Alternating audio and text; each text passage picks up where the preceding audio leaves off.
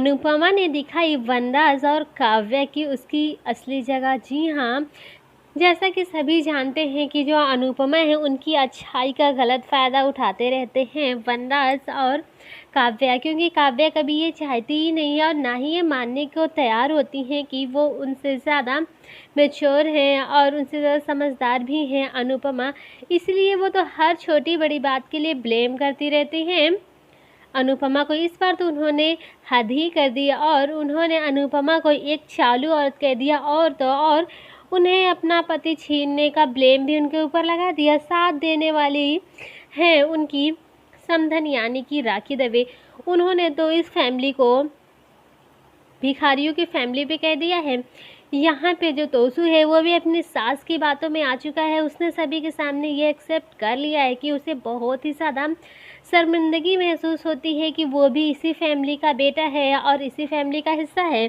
यहाँ पे उसके पापा ये कह देते हैं कि कम से कम जो कुछ भी बना हो ना, मैं अगर भिखारी या सड़क छाप भी बनाऊँ तो अपने दम पे बनाऊँ, कम से कम मुझे अपनी सास का सहारा तो नहीं लेना पड़ा। इतना सुनते ही तोसू बहुत ही ज़्यादा गुस्से में आ जाता है, लेकिन बात को कंट्रोल कर लेती हैं अनुपमा और राखी दवे से ये कह देती हैं कि आप घर चले जाइए, हमें भी पानी पीने दीजिए क्योंकि हम बहुत ज़्यादा थक गए हैं।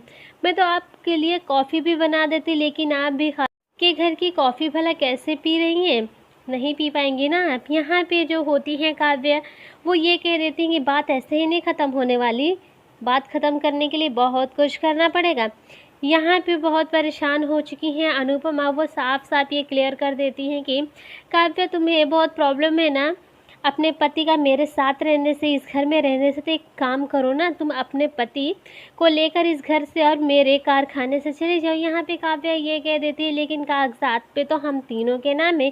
यहाँ पे वो बहुत सारी ऐसी बातें कह देती हैं अनुपमा जो कि उनकी अच्छाई का फ़ायदा उठा रहे होते हैं ये लोग। यहाँ पे जो काव्या होती है लास्ट में उन्हें ये समझ में आ जाता है कि उन्हें अनुपमा के साथ ही रहना चाहिए और इसी छत के नीचे रहना चाहिए। उसके बाद वो माफ़ी मांगने लगती हैं अनुपमा से। वनराज ये कह देते हैं तुम मुझे घर से बाहर क्यों निकाल रही हो, क्योंकि मैंने तो कुछ कहा ही नहीं है। तभी अनुपमा ये कह रही थी यही तो आपकी गलती है कि कभी आप कुछ कहते ही नहीं हैं, क्योंकि जब आपको कुछ कहना था तब भी आपने कुछ नहीं कहा और जब आपको अपनी पत्नी को चुप करवाना था, अपने समधन को समझाना, तब भी आप नहीं समझा पाए। अब ये देखना काफ़ी ज़्यादा इंटरेस्टिंग होने वाला है कि अनुपमा अब आगे कौन सा नया स्टेप लेने वाली हैं, क्योंकि सभी को ये बता चुकी हैं कि अगर मैं डाइवोर्स लेकर एक कोने पर